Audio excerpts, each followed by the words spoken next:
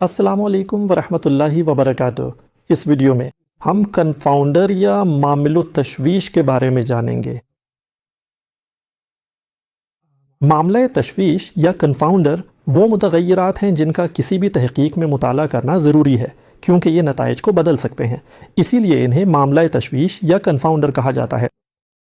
یہ نتائج کو اس طرح تبدیل کر سکتے ہیں کہ تحقیق کے حتمی نتائج پر منفی اثر پڑے، کیونکہ جیسا کہ ہم پہلے کی ویڈیو سے جانتے ہیں، جب بھی کوئی تحقیق کی جاتی ہے تو دو متغیرات کا مطالعہ کرنا ضروری ہے، لیکن صرف دو متغیرات کا مطالعہ کرنا شاید ہمیں واضح تصویر نہ دے سکے، کیونکہ ممکن ہے کہ کچھ درمیانی متغیرات اس تعلق پر اثر انداز ہو رہے ہوں۔ اسی لیے کچھ شرائط ہیں جو معامل التشویش کے لیے ضروری ہیں۔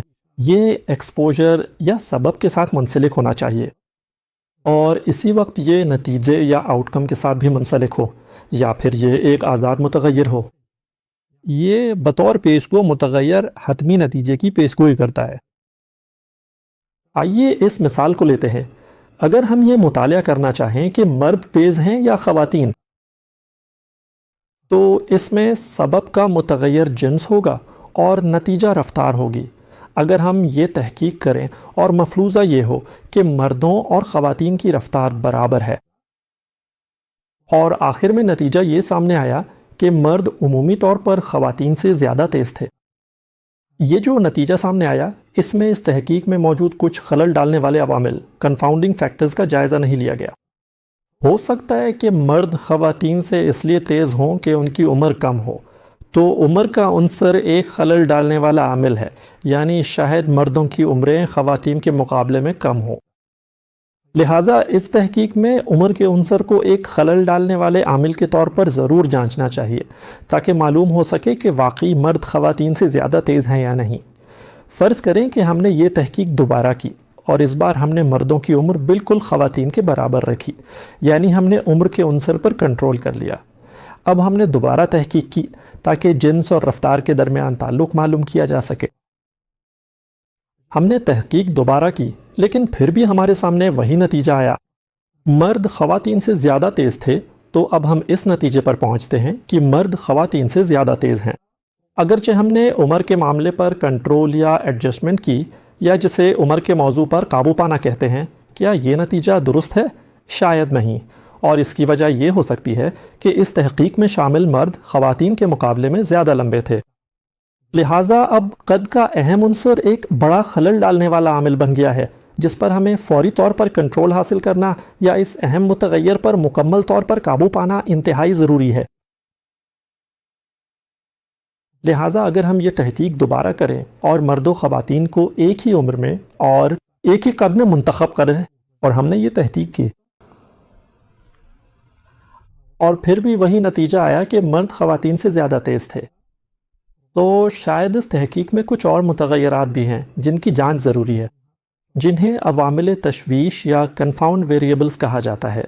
تو کنفاؤنڈ ویریبلز یا عوامل تشویش وہ عوامل ہیں جو نتیجے کو بدل دیتے ہیں۔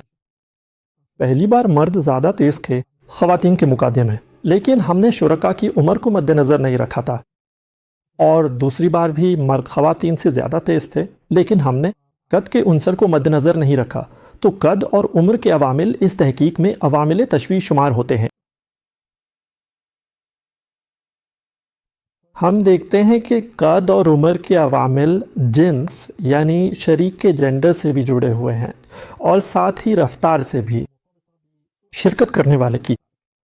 تو اس کا تعلق ایکسپوجر سے بھی ہے اور آؤٹ کم سے بھی، اور اسی وقت یہ کوئی درمیانی عامل نہیں ہے، بلکہ یہ وجہ اور نتیجے کے عامل سے بالکل آزاد ہے۔ اسی لیے کسی بھی تحقیق کے دوران یہ بہت اہم ہے، اس تحقیق کے ساتھ جڑے ہوئے تشویش کے عوامل کو جاننا، جنہیں یا تو پچھلی تحقیقات سے یا کچھ جدید شماریاتی ٹیسٹوں کے ذریعے معلوم کیا جا سکتا ہے کہ تشویش کے عوامل کا کیا اثر ہے۔ اسی لیے ان عوامل پر قابو پانا، جسے ایڈجسٹمنٹ یا کنٹرولنگ بھی کہا جاتا ہے، شماریاتی تجزیے کے دوران ضروری ہے، اور یہ کئی طریقوں سے کیا جا سکتا ہے، یا تو تحقیق کے ڈیزائن کے دوران یا تحقیق مکمل ہونے کے بعد۔ یہ وہ اہم طریقے ہیں جن کے ذریعے تحقیق کے ڈیزائن کے دوران تشویش کے عوامل پر قابو پایا جا سکتا ہے۔ ان میں رینڈم ڈسٹریبیوشن ہے، بے ترتیب تقسیم ہے، اور اس میں مخصوص گروپ یا کسی اور گروپ پر شماریاتی تجزیہ کیا جاتا ہے۔ تیسرا طریقہ ہے میچنگ یعنی مطابقت۔ اگر ہم تحقیق کے ڈیزائن کے دوران ان متغیرات پر قابو نہ پا سکیں تو تحقیق مکمل ہونے کے بعد بھی ان متغیرات پر قابو پایا جا سکتا ہے۔ اس کے کئی طریقے ہیں۔ پہلا طریقہ اسٹریٹیفیکیشنز ہے، یعنی نمونے کو تقسیم کرنا مختلف گروپوں میں، اور دوسرا طریقہ ہے ملٹی ویریبل انالیسس، یعنی کئی متغیرات پر جامع تجزیہ کرنا۔ ان میں سے ہر ایک طریقے پر الگ سے بات کی جائے گی۔ کنفاؤنڈرز کی ایڈجسٹمنٹ پر کنٹرول کے بارے میں ایک الگ ویڈیو میں بات کی جائے گی۔ آپ کا شکریہ۔